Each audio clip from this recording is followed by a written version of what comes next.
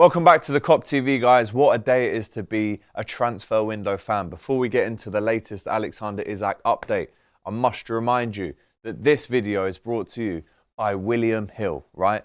Where we finally test your survival instincts. What is your ball knowledge like? You know what mine's like. What is yours like? We're going to test your survival instincts with the new William Hill game, Final One Standing, right? You've played Last Man Standing before. Scousers are famous for it, right? You pick a team to win that weekend. If they win, you go through to the next week. If they don't, you're out. If they draw or lose, you're out. But it's free to sign up.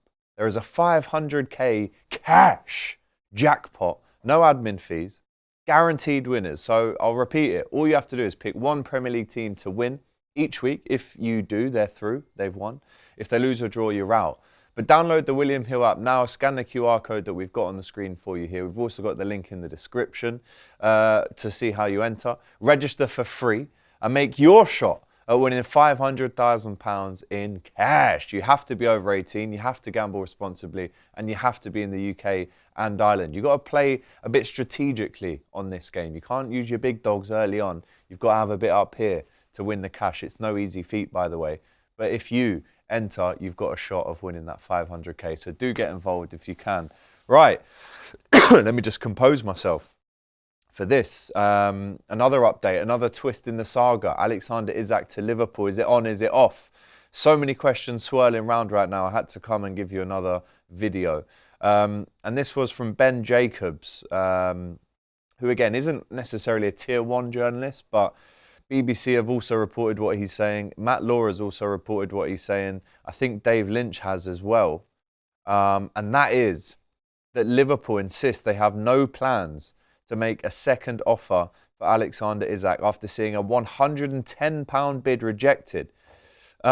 He goes on to say, David Lynch, if you suspect Newcastle's stance will soften if they secure their own striker targets in the weeks ahead.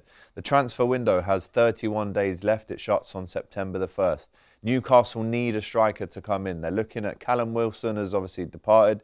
They're looking at bringing in Ollie Watkins. They've been involved with chats about Linders, I think his name is, from Wolves, who scored 14 goals last season. And they've also been linked to Benjamin Sesko, who, if we're to believe David Ornstein, he prefers Manchester United. But could Newcastle's stance be changed if they bring in a striker to replace Alex Isak? And obviously Wilson has already left. So if Alexander Isak leaves, they need almost 2 strikers in. We know that they're linked with Witter as well. He wants to move to Newcastle.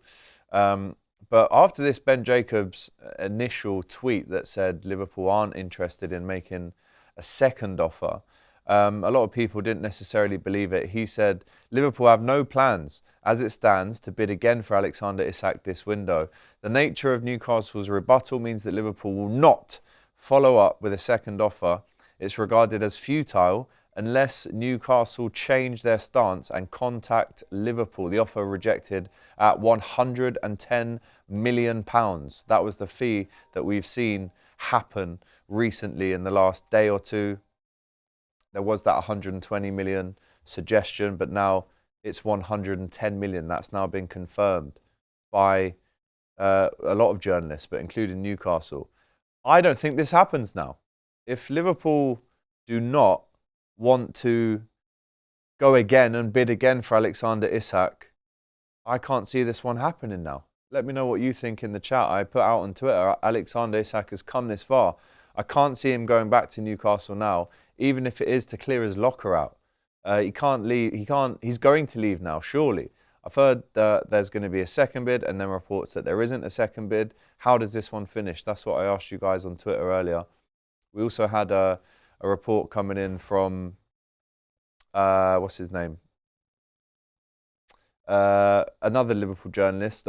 Keith Downey at Sky Sports, who said it was coming. The second bid was coming. There's a lot to keep up with right now. Craig Hope from the Daily Mail says, do I think he'll go? Yes.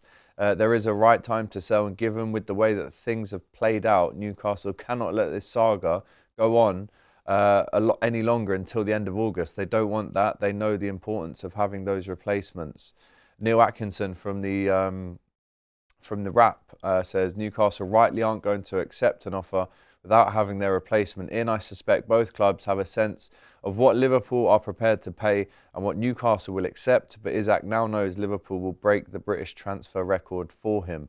£110 million rejected. That's crazy. So how does this one end? Because the player clearly wants to move. The club clearly want the player. His parent club right now, Newcastle, clearly do not want to sell for that price. So how does this one end? I'm not too sure. Do Liverpool go in for a second bid? Yes, we've seen plenty of people say that. Do Liverpool go in for a second bid? No, we've heard plenty of people say that as well. So the mad thing is on this one, I don't think it's over. Newcastle's stance could still change even now, even knowing that Liverpool is insisting that they're not going to go in and start some kind of bidding war here between themselves and Newcastle. So I can't really call this one, to be honest. I can't really see how it ends. TalkSport also reporting now Liverpool have no plans as it stands to bid again. The nature of their rejection means that Liverpool won't follow up unless Newcastle change their stance. What could that mean? Well, that could mean if Newcastle get a replacement, then they could well change their stance. So, again, David Lynch reporting what I just said a minute ago. So this is, it literally changes by the minute. Fabrizio Romano probably needs to come out and say something.